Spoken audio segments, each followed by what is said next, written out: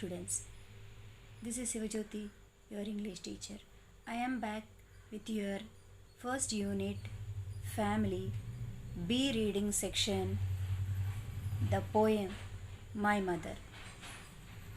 My Mother poem is written by Rabindranath Tagore. Do you know, children, the national anthem that we sing with pride was written by and composed by Rabindranath Tagore. Now let us know more about the poet.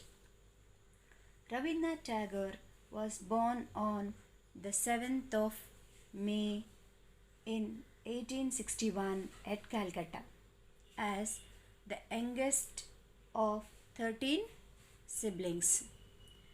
Rabindranath Tagore is popularly known as Vishwakavi and Gurudev.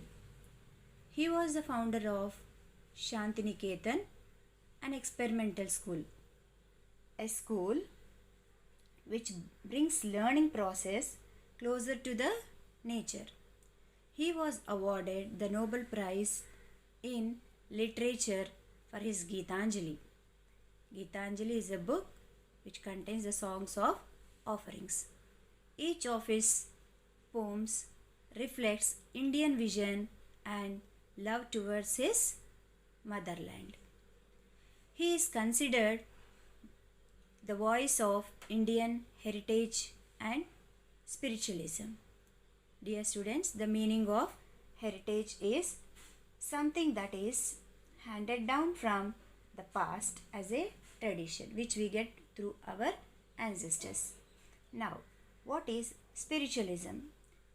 It is a religious movement based on the belief that the spirits of the dead exist, have both the ability and the inclination to communicate with the living.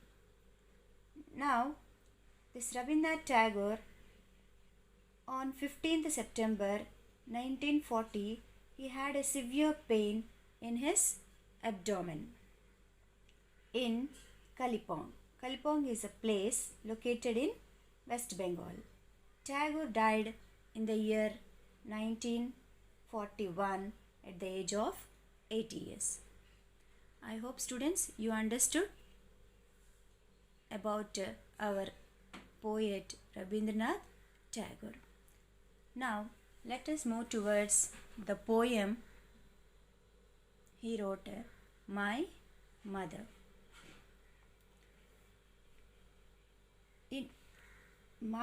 This poem is an emotional expression of a child's memory of his mother who is dead. It is about the sensitive and intense feelings of a child and the attachment that he has with his mother. In this poem, the child remembers all the things that his mother used to do. Now, let us see the poem in detail in stanza wise. Let me read out the stanza first for you. I cannot remember my mother. Each stanza starts with I cannot remember my mother. Only sometimes in the midst of my play, a tune seems to hover over my playthings. The tune of some song that she used to hum while rocking my cradle. So already I told you that each stanza starts with I cannot remember my mother, because the poet lost his mother at a very young age. So he cannot remember his mother. But only sometimes when he was busy with his playthings, a tune seems to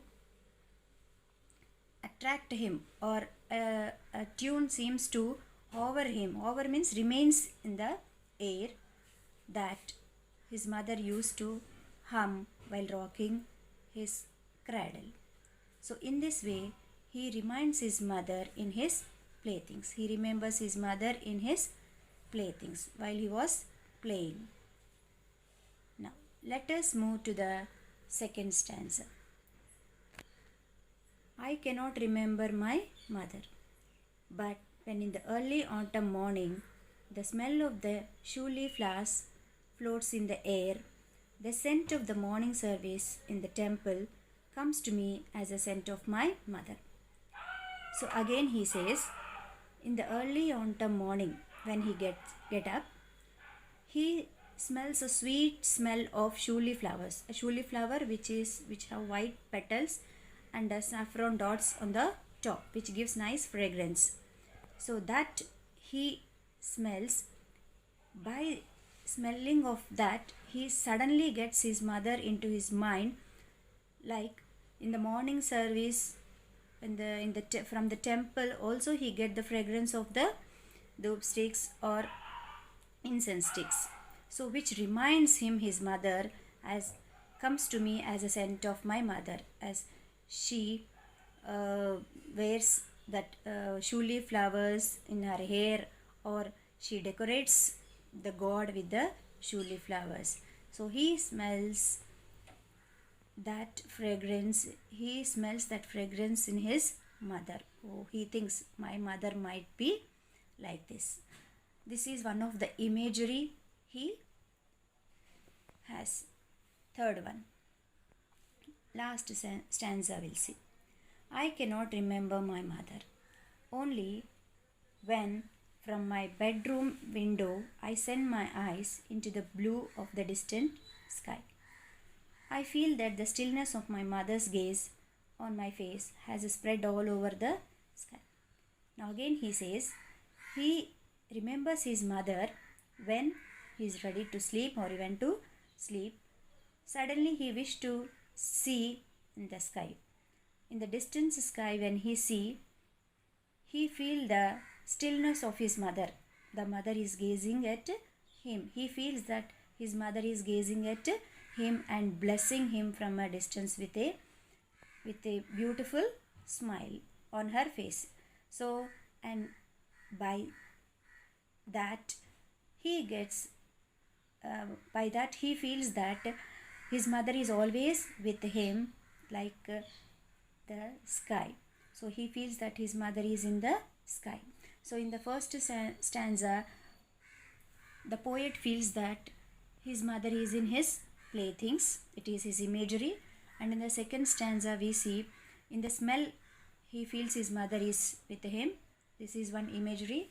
And in the third stanza we see the poet sees his mother in the sky, this is the third imagery. So the poet makes all these three imageries and satisfies that his mother is always with him. So dear children, I hope you understood this poem, and read this poem once, twice and thrice, and try to understand the poem and their meanings, and write the summary of this poem and make as many questions as possible. So try to make the questions. So we'll meet you in the next class.